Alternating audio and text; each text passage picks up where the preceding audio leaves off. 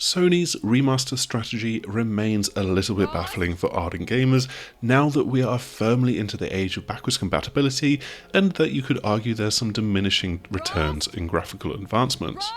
But they wouldn't be sticking with this plan if it wasn't showing some benefits.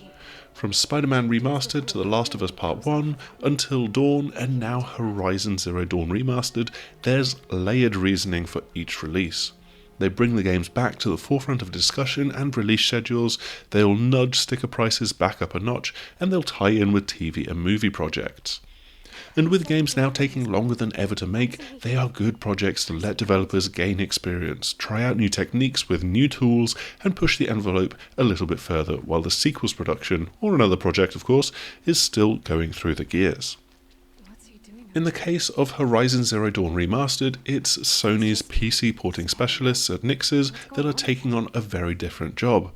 Working in partnership with Guerrilla Games, this remaster is broadening the scope of what Nixxes is charged with doing, giving the game a full remaster and upgrade treatment in the latest iteration of the Decima engine.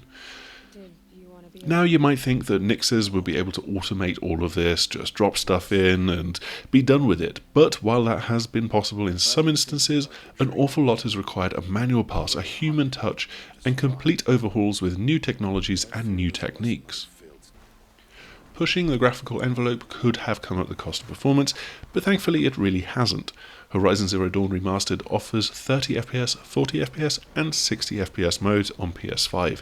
And yes, there's obviously some resolution and effects work trade-offs here, but I felt like the 60 FPS performance mode looked absolutely fantastic. In fact, I completely stuck with that for all of the capture that you're seeing here.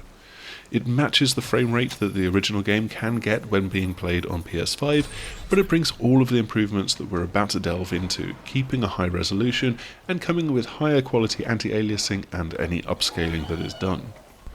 Arguably, the biggest change and improvement is an overhaul for the many conversations and dialogues in the game.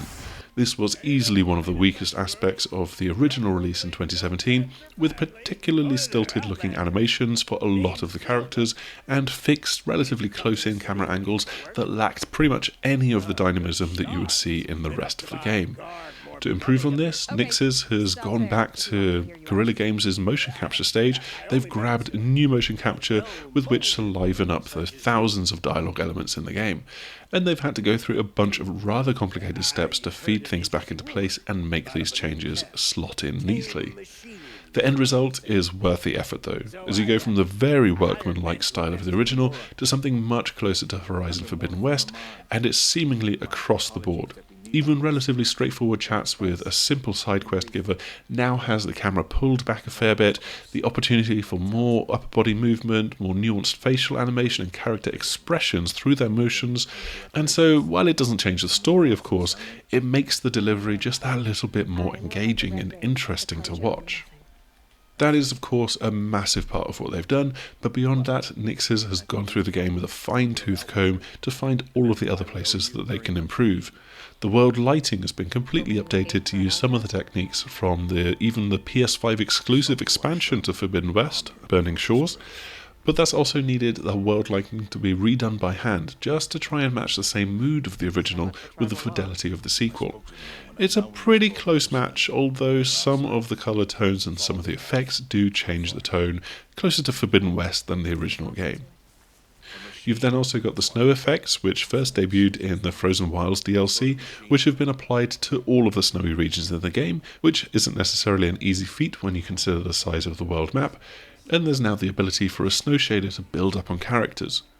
Then you've got screen-spaced reflections, which really help streams and bodies of water look just so much better and more realistic, even if we're still a good step short of full ray traced reflections.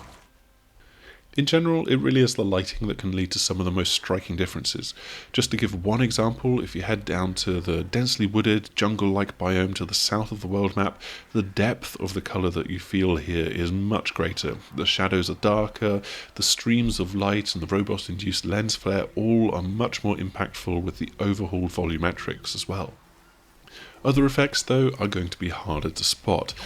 The team at Nixxes highlighted some key areas in the build-up to this remaster, such as the ground of Meridian City, which has been completely redone, the manual pass that they've done to man-made structures, the new skin shaders for character models to match Horizon Forbidden West, so characters now have that peachy fuzz of hair to their skin, for example, and plenty more besides.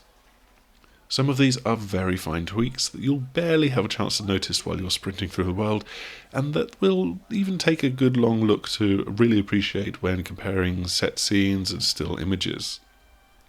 What I will say is that Meridian City does definitely feel much more lively than it does in the original game. There is maybe a doubling of NPC counts for the same time of day, adding a bit more of the hustle and bustle that you would expect from a capital city. On the downside though, this does highlight some of the dumb as bricks NPC pathfinding. I've seen a few characters just spin on the spot as they encounter other characters walking towards them. You've got children walking through someone else's legs, and instead of sticking to paths, characters might clamber over rocks alongside.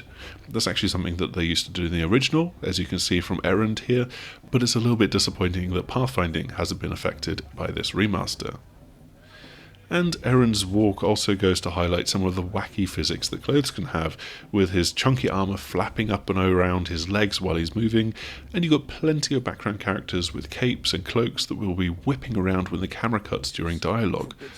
Hair is seemingly less susceptible to this effect now, but that might just be a change that's been made for Aloy in particular.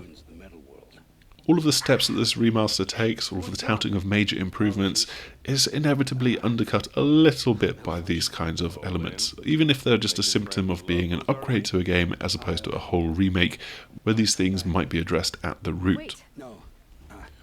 And as impressive as all of the improvements are, I'm actually really pleasantly surprised with just how well Horizon Zero Dawn still holds up. Sure, an awful lot of people would have played this game originally on base PS4 at 1080p, and so for them this remaster is a huge jump up in quality. But if you were playing on PS4 Pro, then you already had a big enhancement just from the jump in resolution, and that patch a few years ago for the PS5 that allowed the game to run at 4K with 60 FPS, well, that level of performance is just fantastic. It's had so much fluidity, and yes, that is preserved with this remaster, but it was already there. And it's not as though the original game looks bad in any way. Yeah, there's those goofy physics for hair and character clothes, and the dialogue animations are definitely on the Bethesda end of the scale, but this is still an incredibly pretty world to run through and explore. And all of this means that this upgrade feels a little bit inessential. The saving grace here, though, is that on this occasion it is rather cheap to get your hands on. Anyone that owns the original game, whether that's the base game, the complete edition, or the freebie that was handed out during Days of Play, any of you can pay $10 or £10 and get this pretty good visual overhaul to what is one of the PS4's best and most beloved games. Horizon Zero Dawn Remasters might not be a wholly necessary overhaul, but there's plenty to like about it, from greater visual depths and details to the majorly improved dialogues and other improvements along the way. That's all that we've got for this look at Horizon Zero Dawn Remastered. We hope that you've enjoyed what you've seen here, found it useful, and if you have, please make sure to do the usual YouTube things of liking, subscribing. You know the drill by now, and so hopefully we will see you again soon. Goodbye!